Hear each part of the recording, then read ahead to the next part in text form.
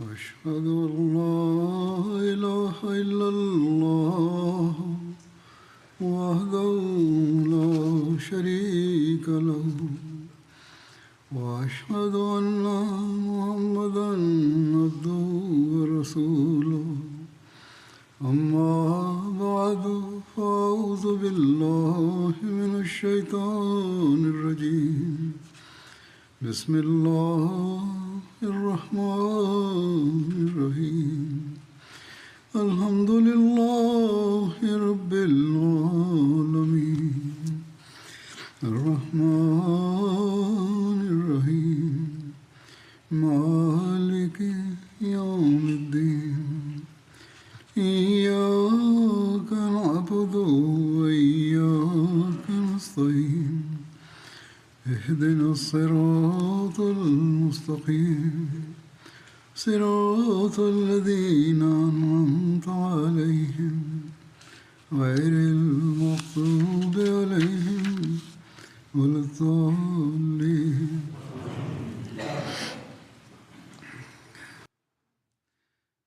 هنگام ذکر یکی از سریه ها شهادت حضرت خبیب رضی الله عنه مطرح می شد.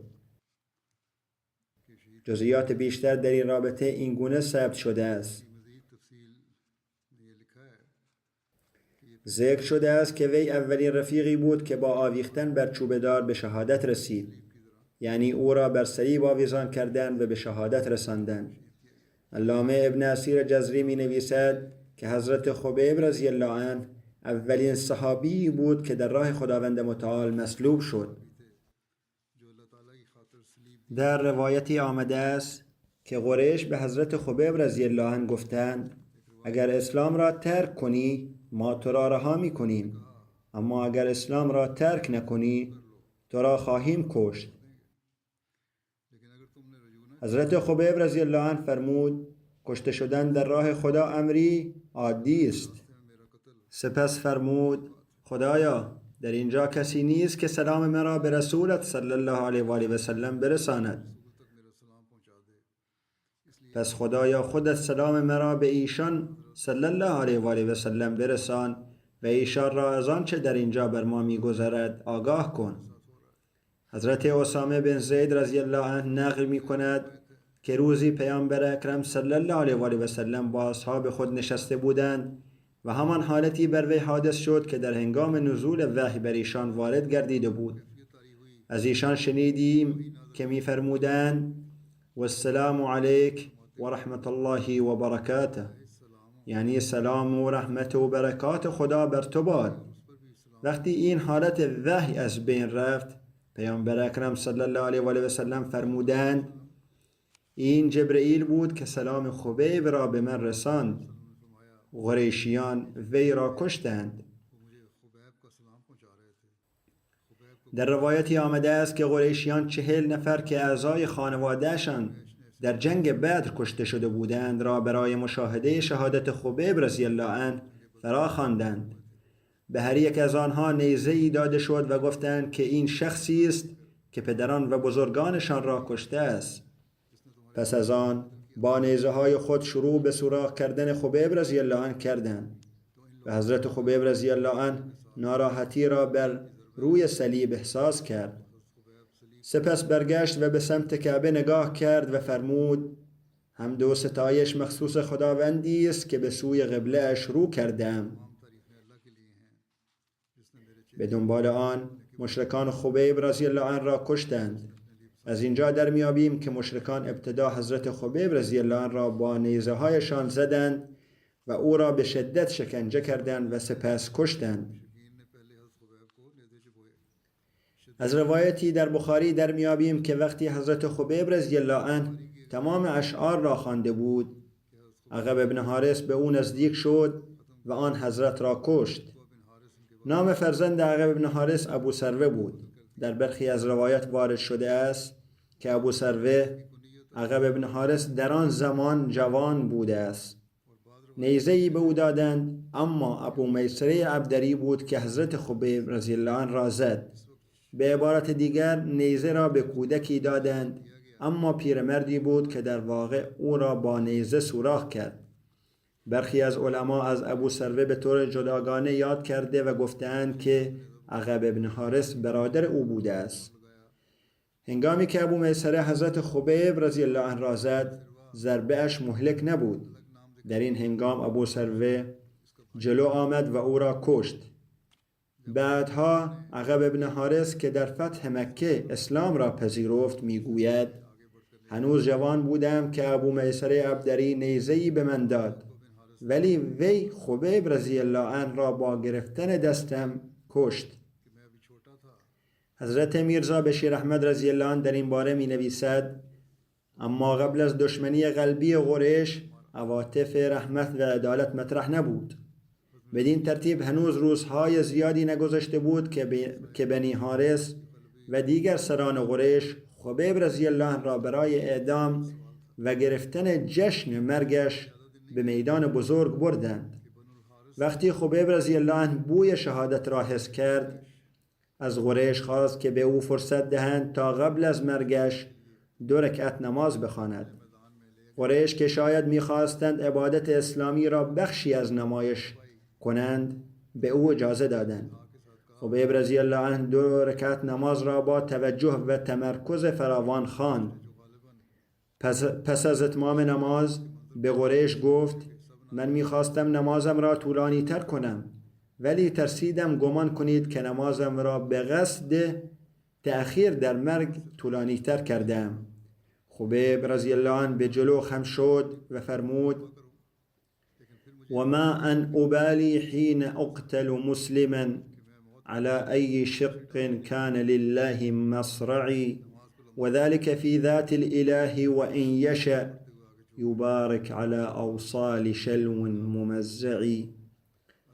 ترجمه: وقتی که به عنوان مسلمان در راه اسلام شهید می شوم، مهم نیست که بعد از شهادت به کدام سمت می افتم. همه اینها برای رضای خداست و اگر خدای من بخواهد به هر عضو بریده‌ام برکت خواهد داد.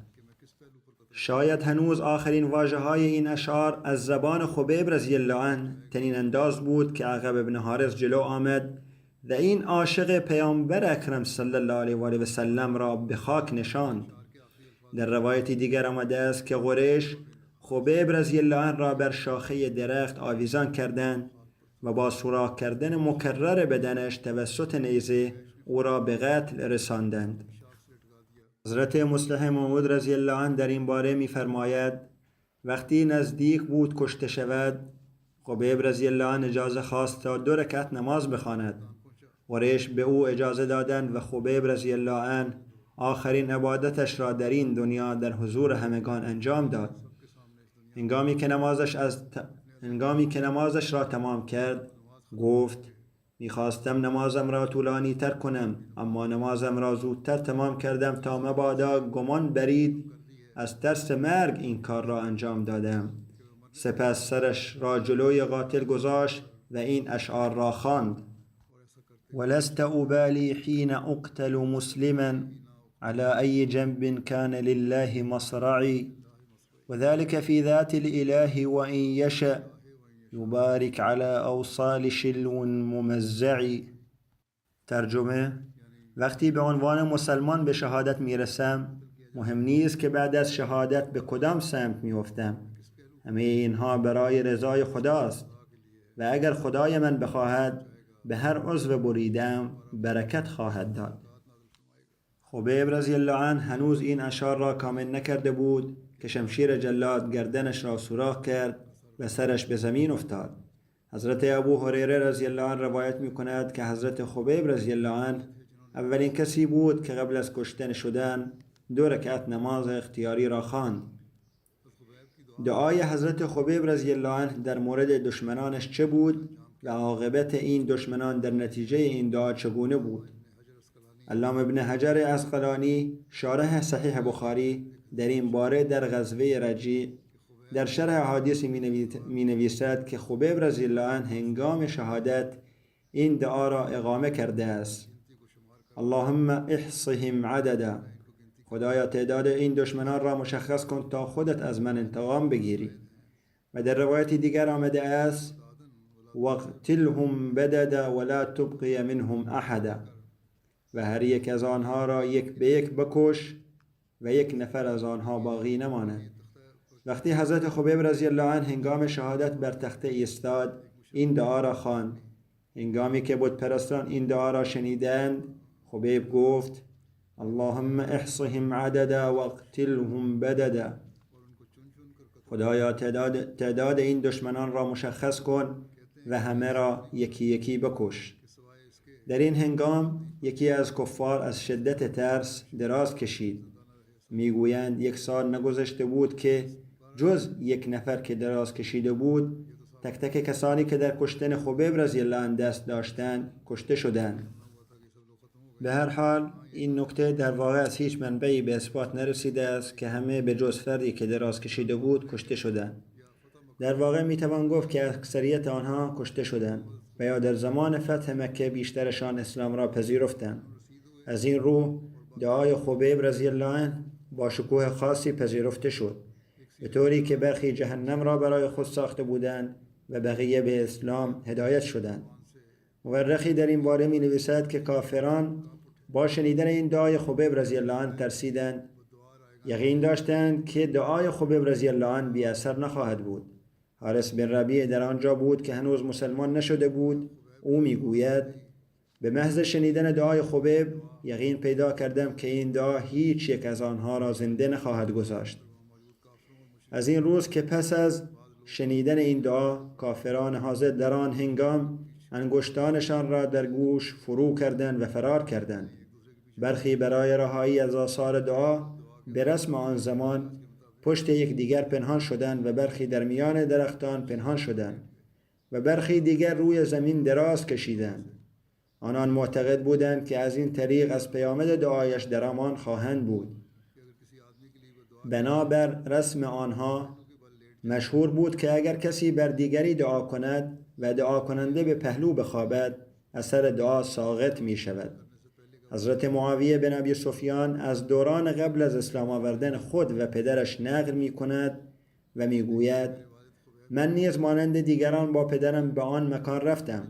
دیدم پدرم از دعای خبیب رضی الله عنه چنان ترسیده بود که مرا به شدت به طرف زمین کشید و من به پشت افتادم. آنقدر بر اثر این زمین افتادن مجروح شدم که برای مدت طولانی از شدت آن درد رنج می بردم. حویتب بن عبدالعزا که در سال پیروزی مکه مسلمان شد میگوید: به محض شنیدن دعای حضرت خبیب رضی الله عنه فوراً انگشتانم را در گوشم گذاشتم و فرار کردم. ترسیدم صدایش در گوشم بیاید. حکیم بن حزام میگوید که از ترس دعای حضرت خبیب رضی الله عنه پشت درختان پنهان شدم. جبیر بن مطعم میگوید: من طاقت شنیدن دعای حضرت خبیب رضی الله عنه را نداشتم. من ترسیدم و پشت دیگران پنهان شدم. نوفل بن معاویه دائلی به هنگام پیروزی مکه مسلمان شد. میگوید: روزی که خبیب این دعا را کرد حضور داشتم. من از صمیم قلب متقاعد شده بودم که بر اثر دعایش هر کسی که حاضر باشد زنده نخواهد ماند. من ایستاده بودم اما از دعای او ترسیدم و به سمت زمین افتادم. بر سر این دعا در میان مردم قریش غوغایی برپا شد. ترس از دعای خبیب رضی الله عنه 1 ماه و حتی بیشتر در مجالس آنها باقی ماند و در این باره اظهار نظر می کردند. در روایت دیگری آمده است که سعید بن عامر نیز در این مجلس حضور داشت و بعدها مسلمان شد و تا زمان خلافت حضرت عمر رضی الله عنه حالتش به گونه‌ای بود که هرگاه به یاد این ماجرای حضرت خبیب رضی الله عنه می افتاد از هوش می رفت. در مورد سعید بن عامر که اخیراً از او نام برده شد گفته شده است که در زمان خلافت حضرت عمر رضی الله عنه او را در منطقه‌ای از شام به فرمانداری منصوب کرد. اما در مواردی سعید بن عامر هنگامی که در میان مردم بود ناگهان از هوش می رفت. عده‌ای به حضرت عمر رضی الله عنه شکایت کردند که این شخصی که شما بر ما گماشته اید مریض است. یک بار که به ملاقات حضرت عمر رضی الله عنه آمد از او پرسید: ای سعید، مریض هستی؟ سعید در این باره گفت ای امیر مؤمنان، من هیچ بیماری ندارم، اما قضیه از این قرار است که در زمان کشته شدن حضرت خبیب رضی الله عنه من جزو حاضرین بودم و اینک هر وقت یاد آن دعای حضرت خبیب می افتادم از ترس بیهوش می شدم. پیامبر اکرم صلی الله علیه و آله و سلم دستور به پایین آوردن جنازه حضرت خبیب رضی الله عنه از روی صلیب می دهد. در روایتی آمده است که قریش 40 مرد را برای محافظت از مصلوب قرار دادند تا جسد در آنجا به صلیب بماند و فاسد شود و این گونه انتقام بگیرند. با این حال پیامبر اکرم صلی الله علیه و آله و سلم حضرت مقداد رضی الله عنه و حضرت زبیر بن العوام رضی الله عنه را به سوی مکه فرستاد تا جسد حضرت خبیب رضی الله عنه را از روی صلیب بیرون آورند. به پیامبر اکرم صلی الله علیه و سلم اطلاع داده شد شاید خداوند متعال این خبر را در دلش قرار داده بود، ولی در روایتی پیامبر اکرم صلی الله علیه و آله و سلم فرمودند اگر کسی از شما برود و خبیب را از صلیب نجات دهد بهشت برایش مقدر خواهد بود. حضرت زبیر بن عوام رضی الله عنه گفت یا رسول الله، من و همراهم مقداد بن اسود این کار را می کنیم. هنگامی که هر دو به محلی که جسد آویزان بود رسیدند 40 مرد را در آنجا یافتند، اما همه آنها در خواب عمیقی فرو رفته بودند.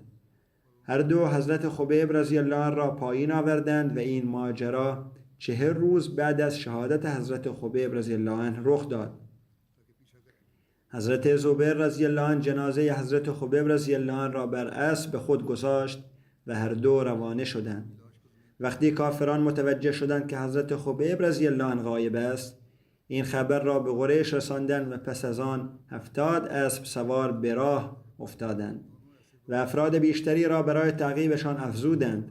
سپس هنگامی که قریشیان به این اصحاب نزدیک شدند، حضرت زبیر رضی الله عنه جنازه حضرت خبیب رضی الله عنه را روی زمین گذاشت و پس از آن عمامه را از سرش باز کرد و گفت من زبیر بن العوام هستم و این همراهم مقداد بن اسود است. هر دوی ما شیرهای شجاعی هستیم که فرزندانمان را پشت سر گذاشته ایم. اگر بخواهید با تیرهایمان از شما استقبال می کنیم یا اگر بخواهید به شما حمله می کنیم و یا از اینجا برگردید. مشرکان با شنیدن این سخن برگشتند و رفتند. سپس حضرت زبیر رضی الله عنه به دنبال جنازه حضرت خبیب رضی الله عنه می گردد، اما آن را در جایی نمی بیند که انگار زمین آن را خورده است.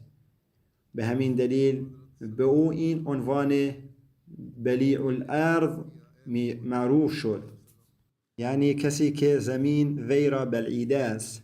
روایتی که از غیبت جسد به این صورت یاد می کنند بسیار عجیب به نظر می رسد، اما در مورد چگونگی غیبت جسد یک روایت وجود دارد که بعداً ذکر می کنم و صحیح به نظر می رسد. با این حال در مورد افتخار ملائکه به حضرت زبیر و حضرت مقداد نوشته شده است که پس از این حادثه هنگامی که حضرت زبیر و حضرت مقداد رضی الله عنهم به مدینه رسیدند، پیامبر اکرم صلی الله علیه و آله و سلم در آن هنگام که جبرئیل با پیامبر اکرم صلی الله علیه و آله و سلم نشسته بود، جبرئیل علیه السلام به پیامبر اکرم صلی الله علیه و آله و سلم فرمودند ای محمد، حتی فرشتگان هم به این دو همراه تو افتخار می کنند.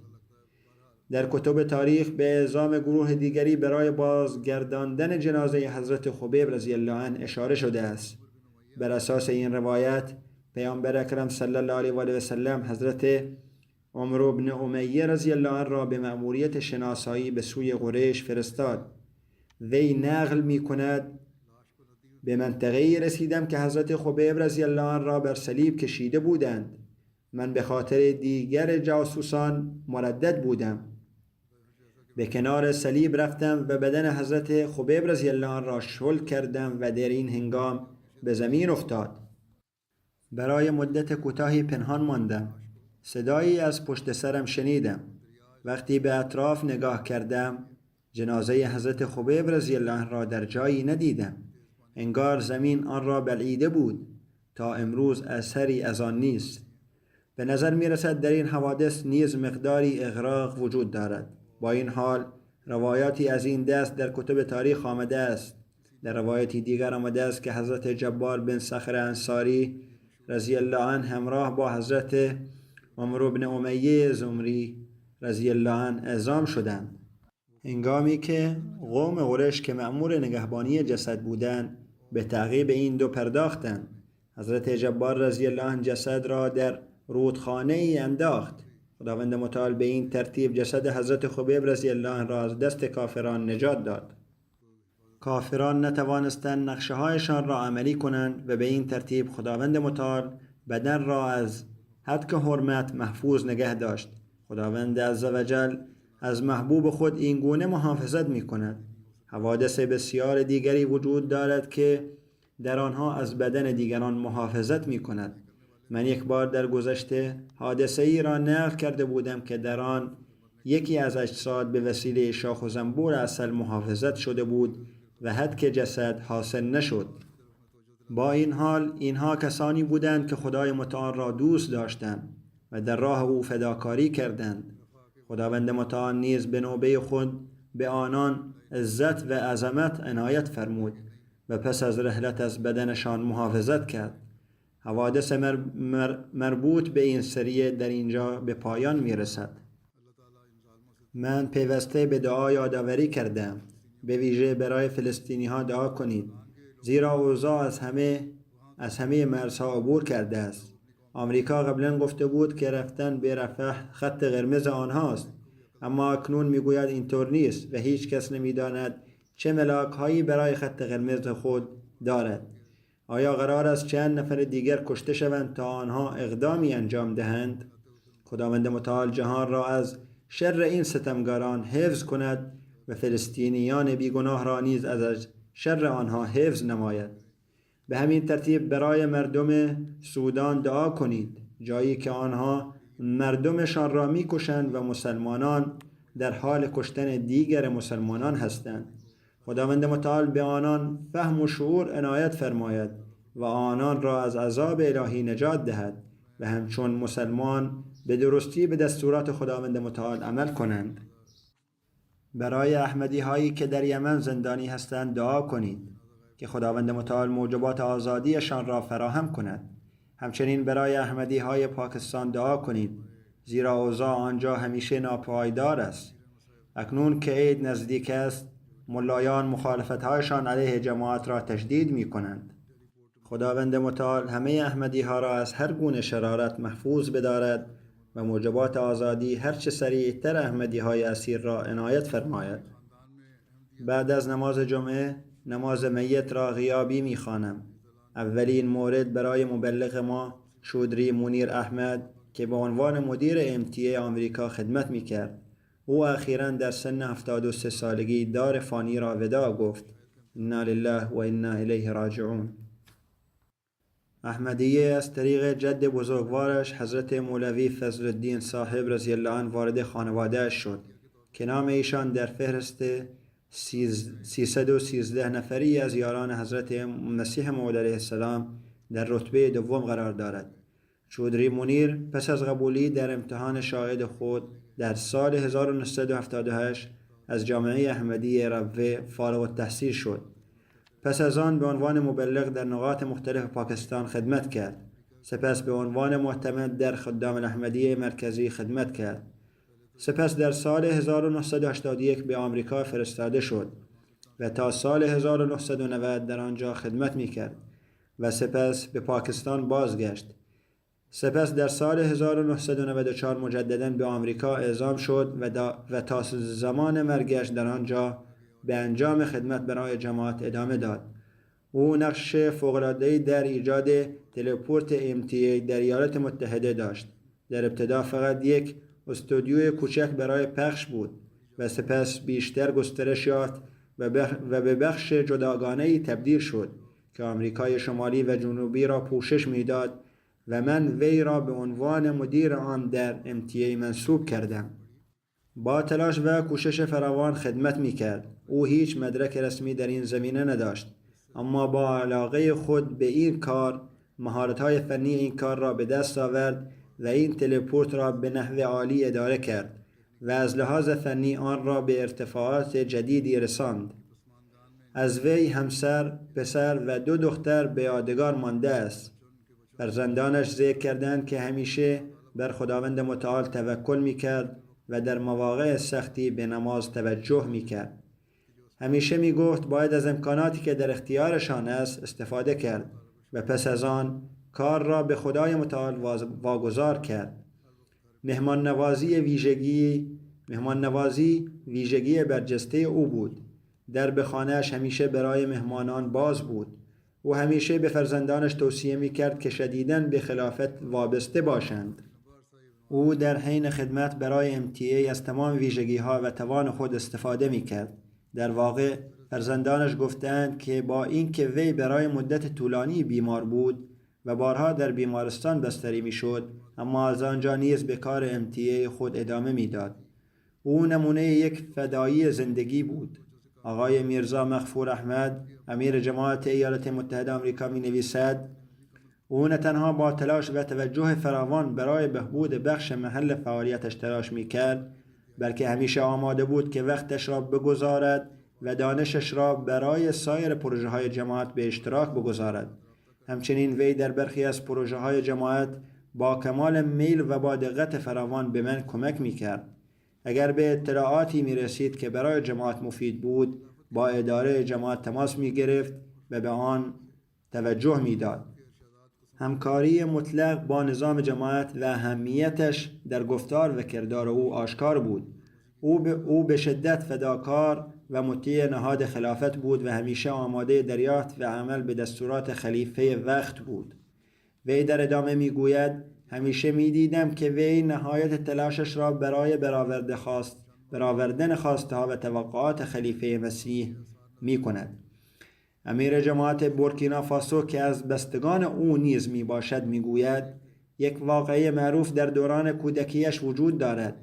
او فقط چند ماه داشت و به شدت بیمار شد و به نظر می رسید که در آخرین لحظات زندگی خود بود. در آن زمان مولانا غلام رسول راجیکی نیز در همین منطقه سکونت داشت. مادرش در حال بیماری او را با نگرانی نزد مولوی صاحب برد و در حالی که گریه می کرد او را در دامان مولوی صاحب قرار داد و گفت: مولوی صاحب، او نزدیک مرگ است، و مدام گریه می کرد. مولوی صاحب بچه را گرفت و گفت: نگران نباش، خوب می شود. فقط زندگیش را وقف کن. اینطور از بچگی وقف بود. خودش هم می گفت که میر صاحب به او توصیه کرده بود چون در درسش زیاد خوب نبود که در مجلس صبح سوره فاتحه را بخواند و همیشه این را می‌خواند. تقریبا همه کسانی همان ویژگی‌هایی را که او داشته است در نامه‌های خود ذکر کردند. شمشاد نصیر مبلغ می‌نویسد: او از مطیع کامل تمام دستورات خلیفه بود. علی‌رغم اینکه برای مدت طولانی بیمار بود، هرگز همه را نسبت به بیماریش مطلع نساخته بود و همچنین نشان نمیداد که ناراحتی دارد. او صرفاً روی کارش تمرکز میکرد و با اشتیاق فراوان خود را وقف آن کرده بود. او دارای طیف وسیعی از تخصصها بود. او همه چیز را با جزئیات زیاد مطالعه میکرد و مبلغان دیگر را نیز راهنمایی میکرد. او یک سازمان دهنده استثنایی بود و با همکارانش به شدت با مهربانی رفتار میکرد. او میزبان عالی بود. فقط فرزندانش این ویژگی‌هایش را نگفتند، بلکه دیگران نیز این صفات را در وجودش احساس کردند. معروف بود که با لبخند به همه سلام میکرد. او روحیه بسیار آرامی داشت. با این حال او بسیار سخت کوش بود. خداوند متعال هوش فوق‌العاده‌ای به او عطا کرده بود. او یک مبلغ بود، اما زمانی که حضرت خلیفة المسیح چهارم رحمه الله او را به بخش هنر MTA منصوب کرده بود، همه چیز را به طور کامل بررسی کرد و سپس آن را به اوج موفقیت رساند. زمانی که ما اقدام به نصب یک دیش ماهواره‌ای جدید برای پخش برنامه در سراسر آمریکا کردیم، باید از اداره مربوطه مجوز می گرفتیم. یک بازرس برای ارزیابی آمد و اجازه نداد و از امضای فرم امتناع کرد. سپس او یعنی چودری منیر در این باره به من نوشت: به او گفتم که به تلاش خود ادامه دهد و خداوند متعال کمک خواهد کرد. پس از مدتی با بازرس دیگری که اصالتا اهل غنا بود ملاقات کرد. وقتی نام جماعت ما را شنید گفت که در مدرسه‌ای که متعلق به جامعه احمدیه است درس خواندم. پس از آن همانجا فرم امضا کرد و تایید نمود. این یک نمونه از حمایت استثنایی خداوند متعال بود. خداوند متعال با تلاش و دعای خود این کار را آسان کرد. آقای لعیق مشتاق، یک مبلغ در سورینام می نویسد او به کشورهای مختلف آمریکای جنوبی سفر کرده و اطلاعاتی در مورد MTA به دست آورده بود. 3 روز در سورینام ماند و گفت خلیفه وقت مرا برای هدفی به اینجا فرستاده است. من فقط این وظیفه را انجام خواهم داد و به همین دلیل در هیچ سفر تفریحی شرکت نخواهم کرد. در حین دریافت پخش MTA به من گفت که یک بار مبلغی از او شکایت کرده است. بعضی از مبلغان حتی در حال حاضر نیز چنین شکایت‌هایی را می‌کنند. او شکایت کرد و گفت ما را مجبور کردند تا 7 سال در جامعه درس بخوانیم و اکنون ما را مجبور کردند در یک دفتر کار کنیم. وی پاسخ داد، یعنی چودری منیر، که خلیفه وقت بهتر می‌داند که از چه کسی کدام خدمت گرفته می‌شود. من هم مبلغی هستم، اما به دستور خلیفه وقت در 15 سال گذشته در تلپورت کار می‌کنم. چکش و ابزار در دست دارم و در کار فنی هم هستم. اگر خلیفه وقت به من بگوید که خیابانها را جارو کنم، با تمام وجود این کار را می‌کنم و خود را رفتگر می‌دانم. حضرت مصلح موعود رضی الله عنه یک بار فرمودند که زمانی میرسد که مبلغان به جای دیگر کارکنان روحانی به مناصب دیگری منصوب شوند. بنابراین هر مبلغی باید از تفکر در مورد ماهیت کاری که از او خواسته می شود خودداری کند. می توان از آنها خواست تا هر گونه کاری را انجام دهند. خوب است که در جامعه درس خواندند و به معارف دینی رسیدند. آنها باید به استفاده از آن معارف دینی ادامه دهند. غالب خان که به عنوان رئیس استودیوی MTA در ایالات متحده آمریکا خدمت می کند می نویسد او تلاش می کرد تا هر کاری را خودش انجام دهد. او همه چیز را ثبت می کرد، از جمله زمان کارکنان. او سایت را نادیده می گرفت و خودش نظافتش را حفظ می کرد. او همیشه بر این تمرکز داشت که چگونه می توان مدیریت را به طور مداوم بهبود بخشد. او همچنین با همکارانش با مهربانی رفتار می کرد. او مدیری عالی بود و از اعتقاد راسخی داشت. آقای میرزا محمد افضل می نویسد 56 سال است که او را می شناختم. با هم به آمریکا آمدیم. او کاملا به خلافت ارادت داشت. در سال 1974 نیز به زندان افتاد. او سرشار از اخلاص و فداکاری بود. با عشق و علاقه خدمت کرد. در کارش بسیار منظم بود. او هرگز نمی توانست از شرکت در کار با هر گونه ماهیتی خودداری کند. من او را همیشه یار و یاور خدمت گزار واقعی خلافت می دیدم. آقای ظفر سرور می نویسد، می گوید هنگامی که پخش برنامه از تلپورت در آمریکا آغاز شد، از حضرت خلیفه المسیح چهارم رضی الله عنه درخواست کرد تا یک مهندس برای کار فنی تعیین کند. حضرت خلیفه المسیح چهارم فرمودند که خودش سعی کند که مهندس شود. از این رو نحوه انجام کار را خودش یاد گرفت و تخصص پیدا کرد و همه کارها را با اعتماد به نفس بالایی انجام میداد. او 29 سال در MTA خدمت کرد، علی‌رغم اینکه در تمام این مدت دچار مشکل قلبی بود. به دلیل تلاش‌های او بود که برنامه‌های MTA را در سراسر آمریکای شمالی و جنوبی به راحتی پخش می‌شود. آقای دکتر حمیدالرحمن از لس آنجلس ایالات متحده آمریکا می‌نویسد که در سال 1993 در لس آنجلس منصوب شد و در خرید زمین در چینو به آنها کمک کرد و سپس بلافاصله اقدام به ساختن یک مسجد کرد. آن مرحوم فردی بسیار شجاع بود و بر خدا توکل می‌کرد. او به منظور معرفی جماعت به دفتر شهردار چینو رفته بود. وی پس از ارائه مقدمه در مورد ساخت مسجد در چینو صحبت کرد. شهردار فوراً گفت که در آنجا مسجدی ساخته نمی شود و با عصبانیت گفت بالای جسد من. چودری صاحب با شنیدن این سخن با شور و شوق فوق‌العاده‌ای برخاست و گفت آقای شهردار، این مسجد مکانی برای عبادت خداوند متعال است. قطعاً ساخته خواهد شد. پس حمد و ثنای خداست که در آنجا مسجدی ساخته شد و همان شهردار آمد و عذرخواهی کرد. پس از آن در چند نوبت از مسجد بازدید کرد. چودری منیر بسیار شجاع بود. آقای حماد مبلغ است و با آقای منیر نیز خویشاوندی داشت. او میگوید وقتی در ابتدا وارد حوزه خدمت شدم با چالش‌های مواجه شدم. او با محبت به آنچه میگفتم گوش میداد و بعد مسائل را به شیوهی بسیار عاقلانه برایم توضیح میداد. به این ترتیب هر موضوع یا مشکلی که داشتم حل میشد. من در مورد بسیاری از مسائل از او راهنمایی میخواستم. آقای منیر شمس مدیر MTA میگوید او تلپورت را به شیوه عالی راه اندازی کرده بود.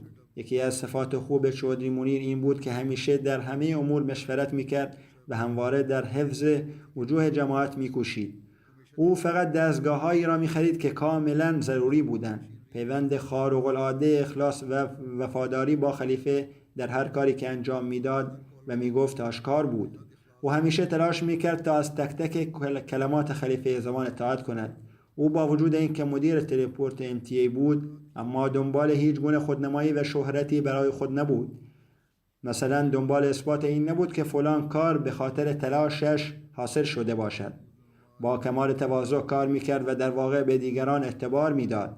من دیدم که او وقف فداکاری خود را با نهایت صداقت انجام داد و فداکارانه تلاش کرد تا اطمینان حاصل شود که MTA به قاره آمریکا میرسد. او بر اساس هر آنچه که صادقانه فکر میکرد پیشنهادهای عالی میداد. برای من هم مینوشت. او هرگز نمیخواست در کانون توجه قرار گیرد. او اشتیاق عمیقی داشت که وظیفه‌ای را که خلیفه وقت به او محول کرده بود به بهترین نحو ممکن انجام دهد. خداوند متعال غفران و رحمتش را عنایت فرماید و مقامش را متعالی گرداند. ذکر دوم مربوط به آقای عبدالرحمن کتی از ایله نور کرالا است که او نیز اخیراً درگذشت. انا لله و انا الیه راجعون. به فضل خدای متعال موسی بود. او در 16 سالگی از طریق عموی مادری خود مولانا محمد علوی احمدیه را پذیرفت. در روزه و اقامه نماز منظم بود و ارتباط صمیمانه‌ای با جماعت داشت. او فردی ساده، متواضع و با فضیلت بود. او همیشه سعی می‌کرد جنبه مذهبی را در هر کاری که انجام می‌داد وارد کند.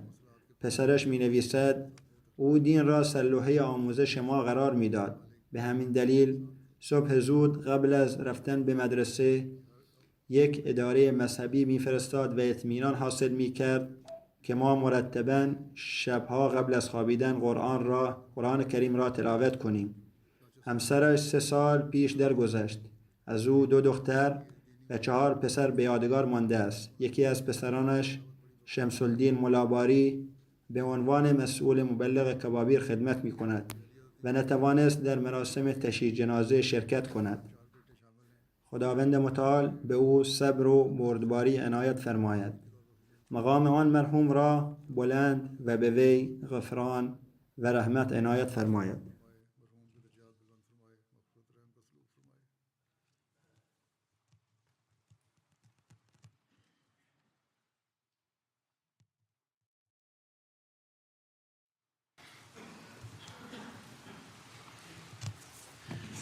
الحمد